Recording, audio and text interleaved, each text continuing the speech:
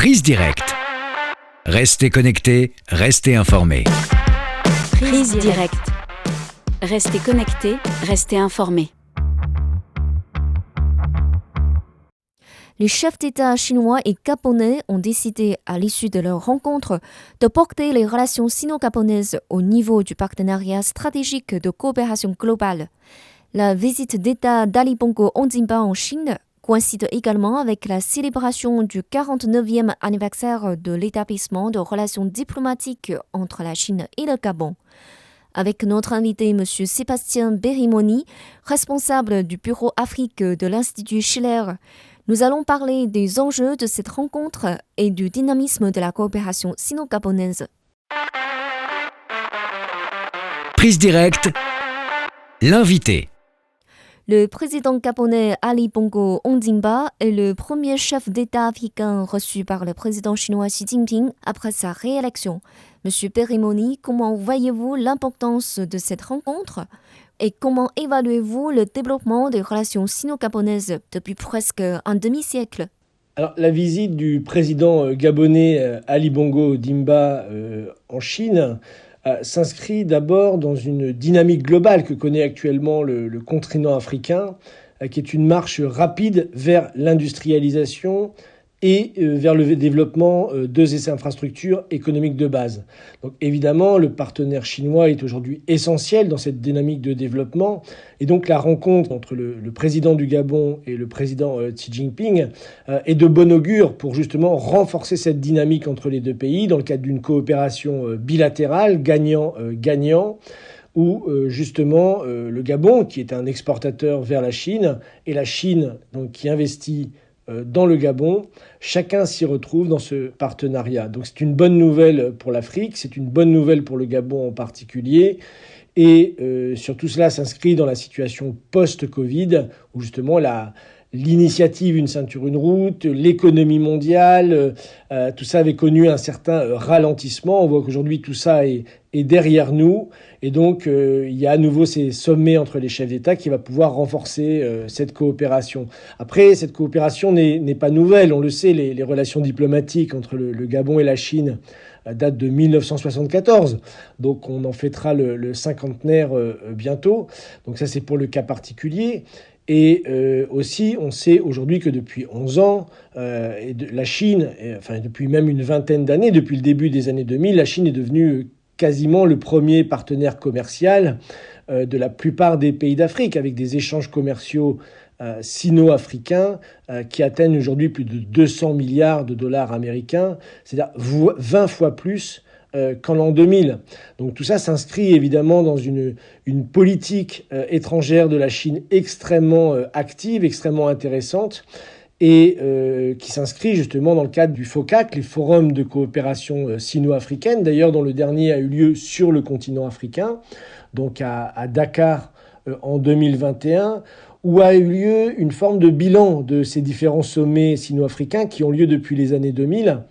Et ce bilan est plutôt impressionnant. On a parlé de la construction de 6000 km de voies ferrées, de routes, une vingtaine de ports, 80 centrales électriques, des installations médicales, hôpitaux, des stades, des écoles. Enfin, dans tous les domaines, on voit l'apport considérable justement qu'apporte la Chine dans le cadre de cette marche rapide du continent africain vers l'industrialisation et le développement de ces infrastructures. D'ailleurs, la Chine a encore une fois renforcé et annoncé son renforcement de la coopération avec les pays africains de manière générale et le Gabon en particulier, avec des investissements de 10 milliards sur le continent, 10 projets d'industrialisation qui ont été signés. Et donc, on voit bien que depuis un demi-siècle, si on prend les relations entre le Gabon et la Chine, mais plus particulièrement depuis les débuts des années 2000 et la mise en place de ces forums sino-africains, on voit que justement le développement des relations sino-gabonaises ou le développement des relations sino-africaines aujourd'hui est devenu un élément essentiel justement dans le développement du continent africain.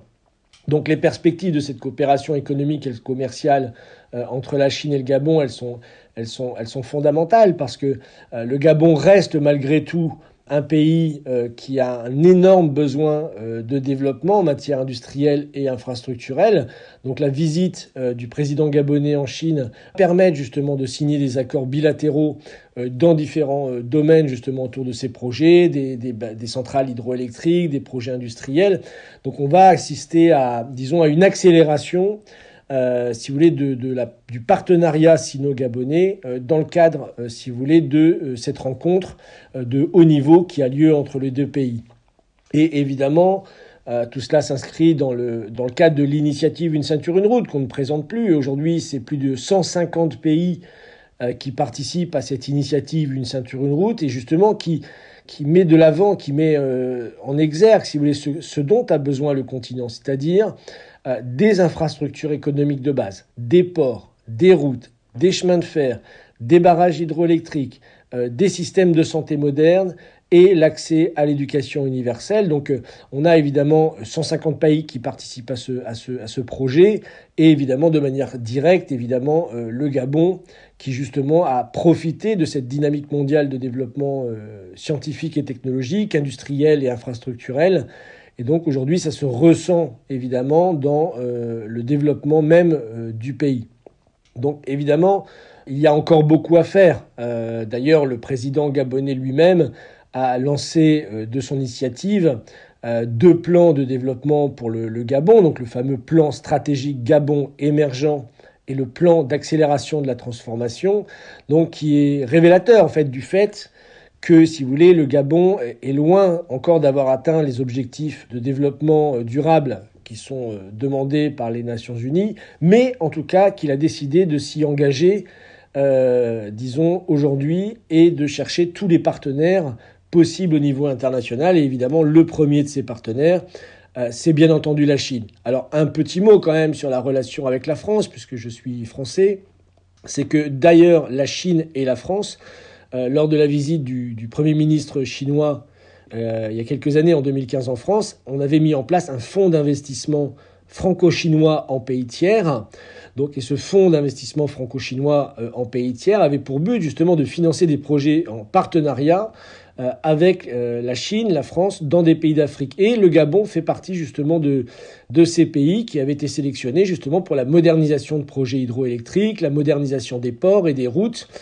Donc il y avait le Gabon, le Sénégal, la Côte d'Ivoire dans le cadre de ce partenariat franco-chinois. Donc voilà une dynamique où tout le monde aujourd'hui comprend que ça a besoin, le continent et le Gabon en particulier, c'est d'une politique de développement industriel et infrastructurel. Et je pense que cette rencontre entre le président Xi Jinping et le président du Gabon est un élément essentiel aujourd'hui justement dans cette démarche de développement. Et le fait que les hommes d'État peuvent se rencontrer avec les chefs d'entreprise, avec les gens de la société civile pour signer ce partenariat est une bonne nouvelle dans le cadre de cette rencontre qui a lieu en ce moment à Pékin. Vous venez d'écouter l'interview de M. Sébastien Berimoni, responsable du bureau Afrique de l'Institut Schiller. C'est ainsi que cette édition de Presse Directe touche à sa fin. Merci de l'avoir suivi et à la prochaine.